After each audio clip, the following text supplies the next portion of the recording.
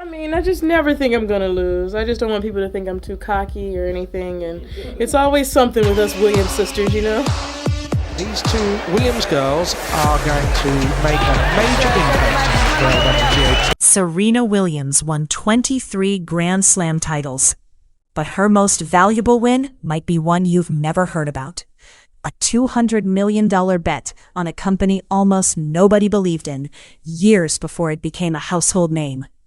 Today, tennis isn't even close to being her biggest source of wealth. In this video, we're breaking down exactly how Serena Williams quietly built one of the most respected venture capital portfolios in the world, and the investing philosophy behind it that traditional Wall Street completely missed. Who knows Serena Williams, the athlete? 23 Grand Slam singles titles, 4 Olympic gold medals, sits around $350 million. But here's what most people miss. Tennis winnings and endorsements are only part of that number. The bigger, quieter story is what she's built off the court. A venture capital firm that has backed more than 80 companies, 16 of which have become unicorns, meaning they're valued at over $1 billion each. That's not a celebrity slapping her name on a fund for headlines. That's a real, functioning investment firm with real returns. So how did a professional athlete end up building one of the more talked about portfolios in venture capital? I don't like the word retired, but when I evolved from tennis, I had already been investing for, I don't know, like 8 years at the time. I'd already had my firm. I had already built a great team of people that were way smarter than me around the table. And it wasn't something that I would just have a hard fall from. I felt like I wanted to have a softer landing, which I don't know if I did or if I didn't. The story starts back in 2014. While she was still an active tennis player, Serena quietly began making angel investments. For years, most people had no idea this was happening. She wasn't doing press tours about it. She was in the room, writing checks, learning the mechanics of venture capital the hard way, one deal at a time. By 2022, that quiet side project had grown into something much bigger. Serena Ventures announced its first institutional fund, $111 million, raised specifically to back early-stage founders. I wanted to have a softer landing, which I don't know if I did or if I didn't. I wanted to have a softer landing, but I also didn't want to start something new when I just finished something. And that's something, again, my dad had always told me, like, you can't go into something brand new when you finish. You need to already have it started. You need to already have a plan. You know, if you don't have that plan, then it's going to be difficult. Here's where it gets genuinely interesting from a business standpoint. Because Serena Ventures isn't just investing in whatever's trendy. It has a specific contrarian thesis. The core idea: women founders and founders of color have historically received a tiny fraction of total venture capital funding, sometimes as low as 2% of all VC dollars.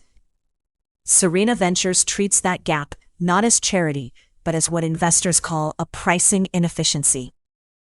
If the vast majority of capital is chasing the same narrow pool of founders, then the overlooked 80 to 90% is exactly where you'd expect to find undervalued opportunity, if you have the access and the eye to find it.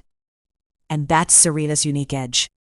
Her networks span professional sports, entertainment, and communities that most traditional Silicon Valley firms simply don't have relationships with. That access becomes deal flow other funds never even see.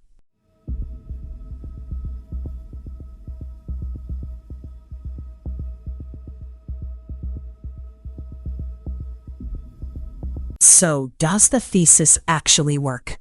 Let's look at the receipts. One of her earliest and most talked about bets was Coinbase. She got in before crypto exchanges were mainstream household names, years before the company's public listing. Masterclass, the online education platform, was another early position that grew into a multi-billion-dollar valuation. Impossible Foods, the plant-based meat company, is another name in the portfolio that's raised close to $2 billion over its lifetime.